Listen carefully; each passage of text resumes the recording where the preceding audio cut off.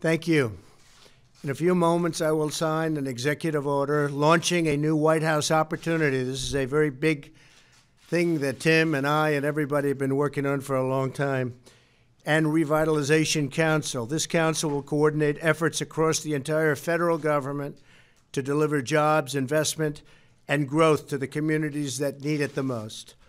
With the creation of today's council, the resources of the whole federal government will be leveraged to rebuild low-income and impoverished neighborhoods that have been ignored by Washington in years past. Our goal is to ensure that America's great new prosperity is broadly shared by all of our citizens. Our country is doing better than ever economically, and we're able to do that.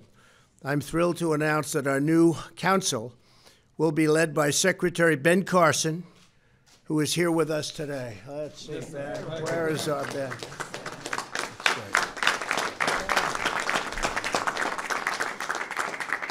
Also with us is Secretary Stephen Mnuchin and Secretary Wilbur Ross, who will both serve on the council and play a critical role in its work. The council will focus its efforts on opportunity zones, a crucial part of tax cuts that we passed last year. Under our new tax cuts, any distressed area that is designated as an opportunity zone will receive massive incentives for private sector investment, including zero capital gains tax on any investment held for at least 10 years. We're honored to be joined today by the person who led the fight to include opportunity zones in the Tax Cuts and Jobs Act, and that is Senator Tim Scott. Thank you. Thank you, Tim. We're also joined by Roger Campos of the Minority Business Roundtable, along with Jimmy Kemp. Thanks, fellas. Appreciate it. That's great. Pastor Darrell Scott, friend of mine for a long time. Where's Darrell? Right here. Darrell.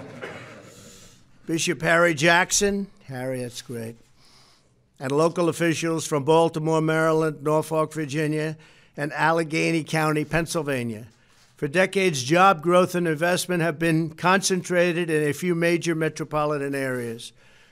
This has created a geographic disparity, a very big one in many cases, where some cities have thrived while others have suffered chronic economic and social hardship. With opportunity zones, we're drawing investment into neglected and underserved communities of America so that all Americans, regardless of zip code, have access to the American dream.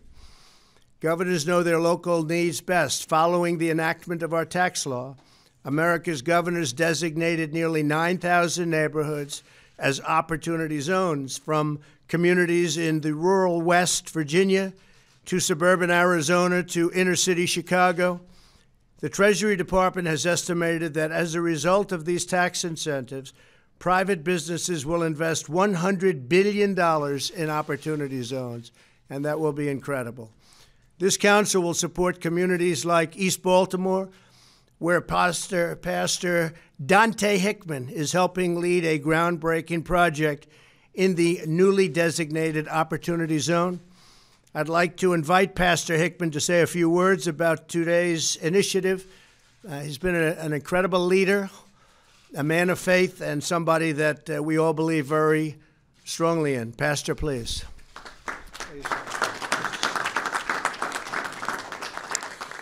Thank you, Mr. President. I am here today thanking you in advance for funding and resources that you will direct to the urban and distressed communities like Baltimore.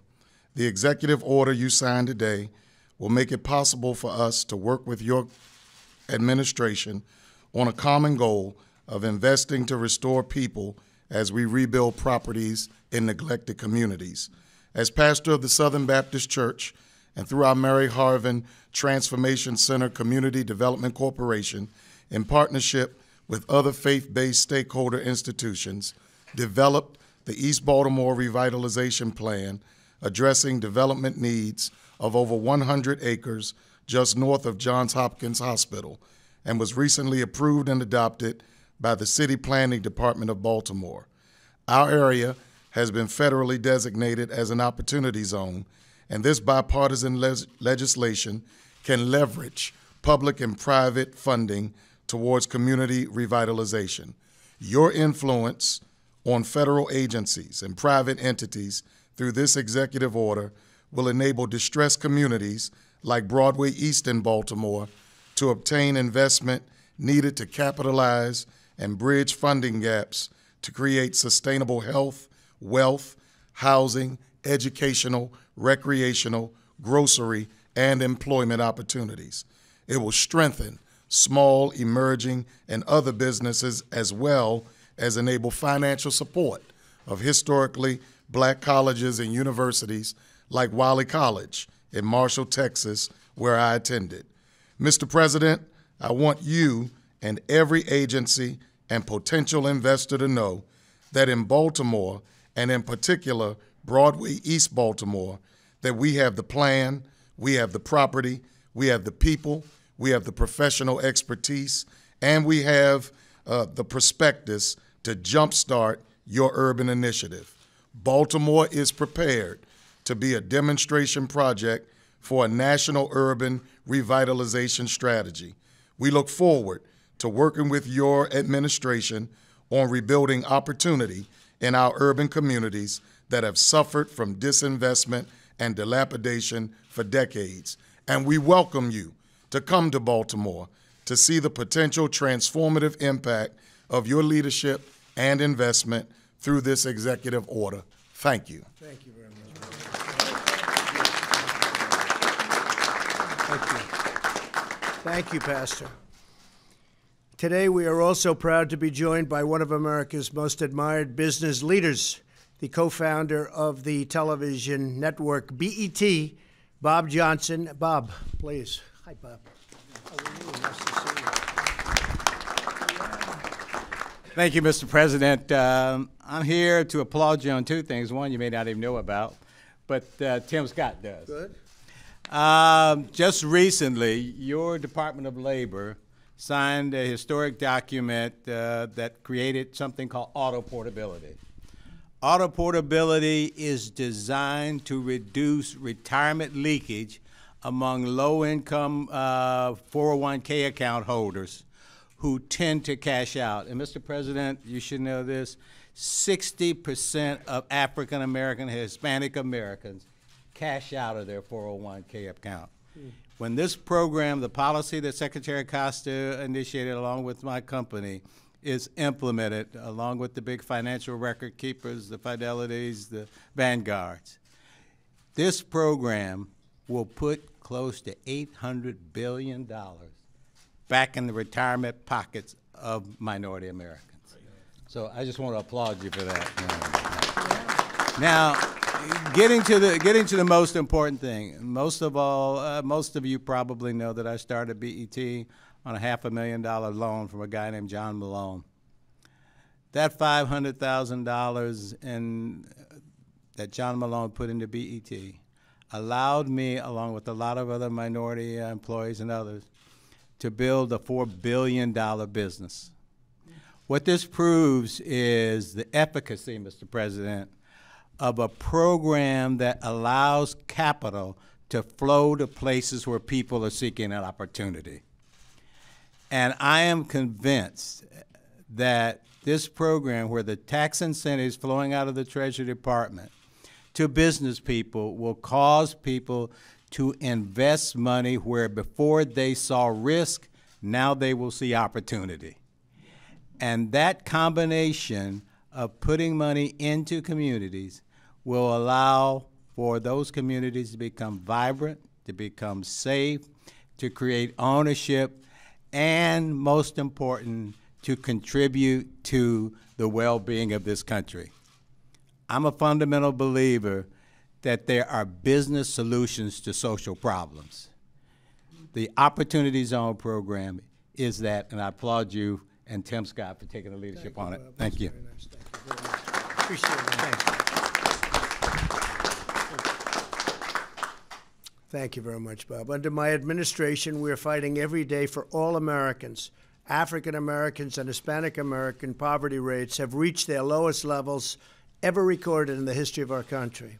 African American and Hispanic American unemployment have recently achieved the lowest rates ever recorded. African American youth unemployment has reached the lowest rate ever recorded. That's pretty good, Bob, isn't it? What? Pretty good. Last year alone, we lifted 1 million Americans out of poverty, which is a record. We have launched a cutting-edge campaign to provide skills and job training to nearly 6.5 million Americans. We are fixing disastrous trade policies that gutted middle-class communities, and we are expanding real educational choice for our students. As part of our commitment to building safe and prosperous communities, the Senate will soon vote on our landmark criminal justice reform package that we've all been working very hard on. You have been working very hard on it. The First Step Act, it's called. This legislation will give former inmates and nonviolent offenders the chance to become productive, contributing, law-abiding citizens. But we have much more work to do.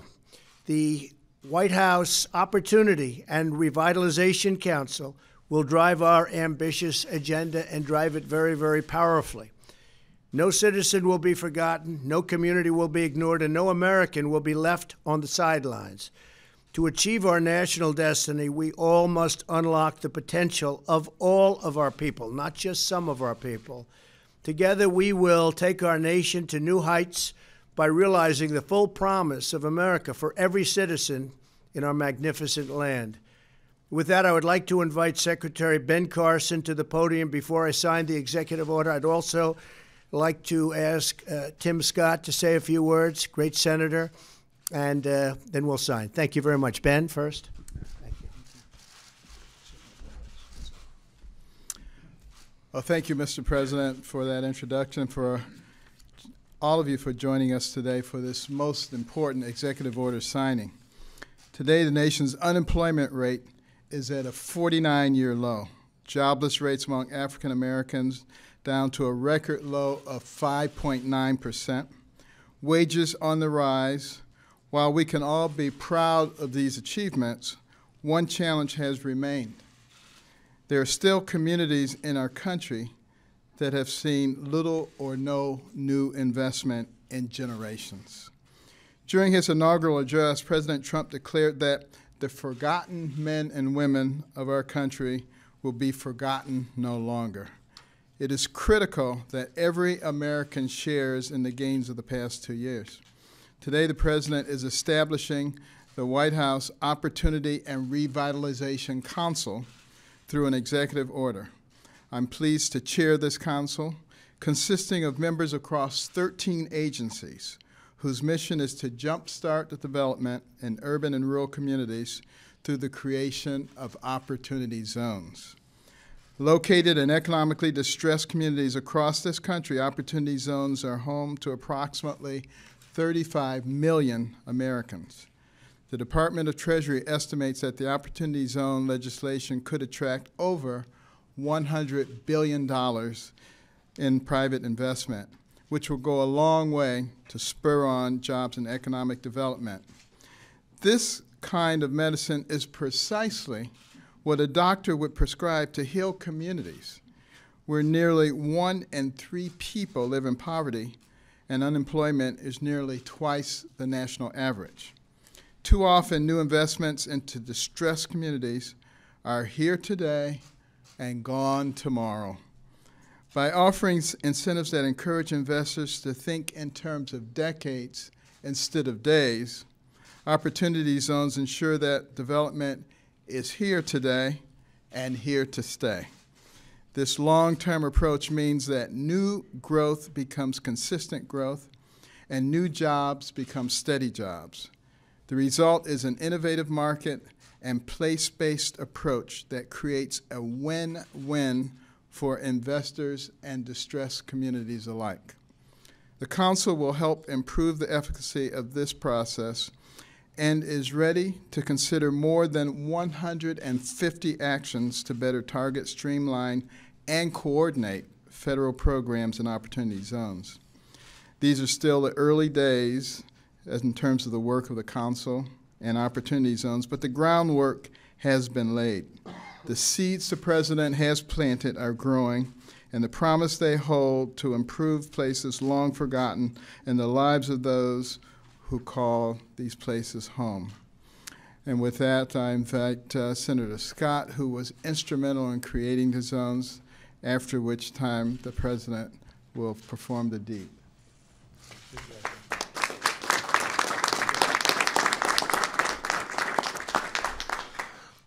I just want to take the time to thank the President for his hard work and his dedication to people living in distressed communities. As a kid who grew up in a single-parent household, mired in poverty, living in one of these distressed communities, I know firsthand the value of hope being brought into communities. Under this administration, Mr. President, under your leadership, what we've seen happen in the last several months is unprecedented. You can think first about opportunity zones. When you and I had a conversation about the zones over a year and a half ago, you immediately jumped on board and took the lead. And because of your leadership, opportunity zones that will help distressed communities, over 8,700 throughout this country, is a reality.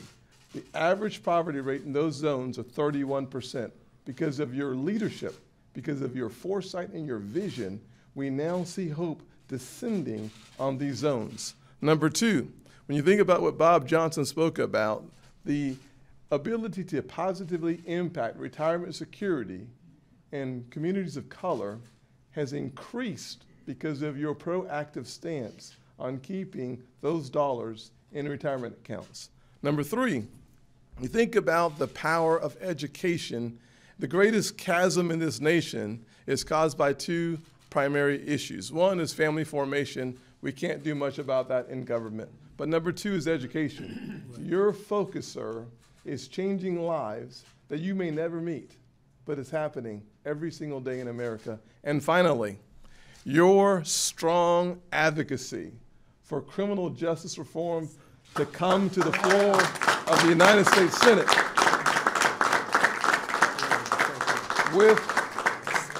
without any question, without your leadership, our Senate would not have made the decision to take it up in 2018.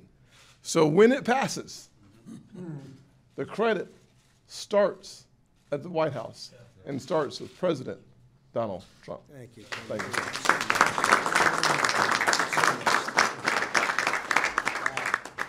Thank you very much, Tim.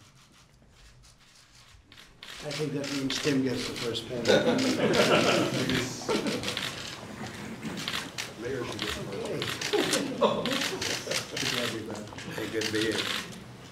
this is a big one.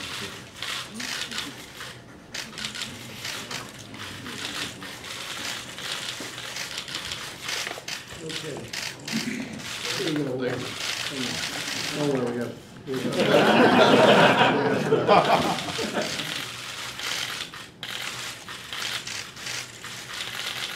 This is a great day.